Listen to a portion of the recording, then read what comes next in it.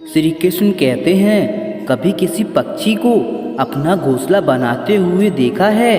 अथक परिश्रम करके तिनका तिनका बटोर कर वह पक्षी अपना घोंसला बनाता है, अपनी संतान के लिए एक सुरक्षित घर बनाता है।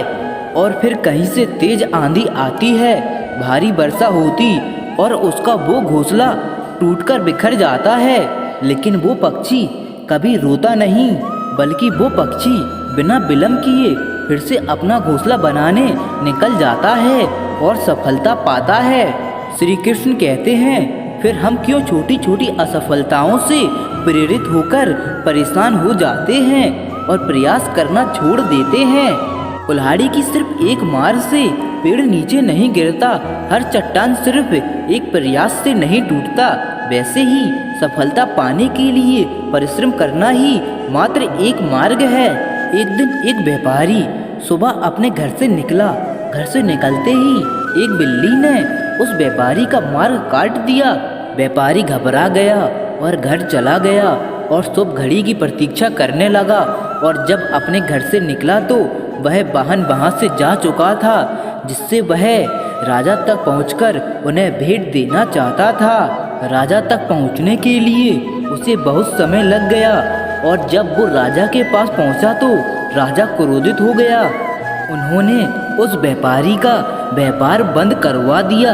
इस कारण व्यापारी क्रोधित होकर घर गया और अपनी पत्नी से लड़ बैठा। पत्नी अपने बच्चों के साथ मायके वापस चली गई और उस व्यापारी के जीवन में यदि कुछ रह गया था तो केवल अंधकार।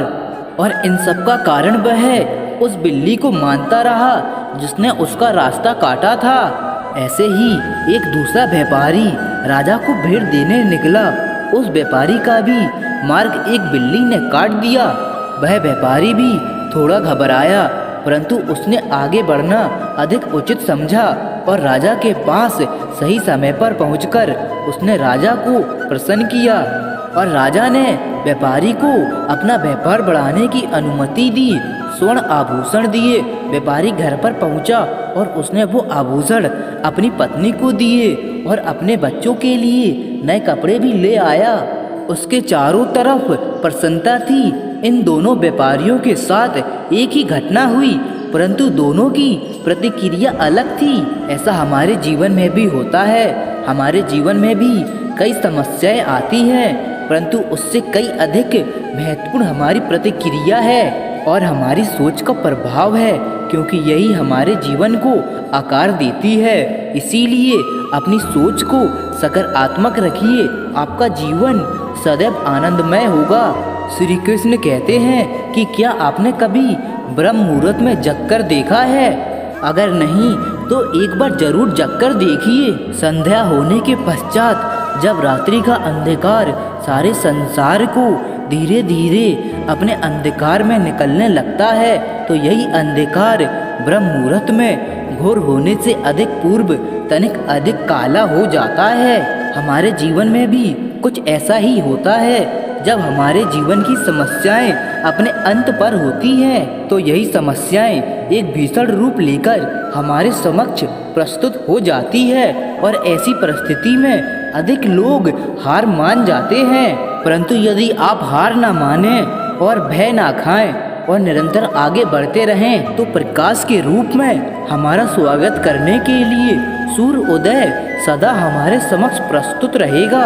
श्री कृष्ण कहते हैं कि हमारे जीवन में मित्र और शत्रु बड़ा महत्व रखते हैं। यदि गंभीरता से सोचा जाए तो ऐसा कोई क्षण नहीं होता जब हम अपने मित्र के बारे में ना सोचते हों या फिर अपने शत्रुओं के बारे में। हमारा हर कार्य या तो हमारे मित्रों के हित के लिए होता है या फिर हमारे शत्रुओं के अहित के लिए। हम हर स्थान या तो अपने मित्र के साथ होते हैं या फिर अपने शत्रुओं के साथ।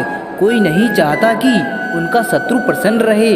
हर कोई अपने शत्रु को नष्ट कर देना चाहता है और ऐसा करने के लिए वो हर संभव प्रयास करता है। उसे आर्थिक, मानसिक और शारीरिक हानि पहुंचाने का प्रयास करता है। परंतु श्री कृष्ण ने एक ऐसा मंत्र बताया है जिससे हम अपने शत्रु को सदा के लिए नष्ट कर सकते हैं, और वो है और अपने सभी शत्रुओं को अपना मित्र बना लीजिए और आपके सारे शत्रु सदा ही समाप्त हो जाएंगे।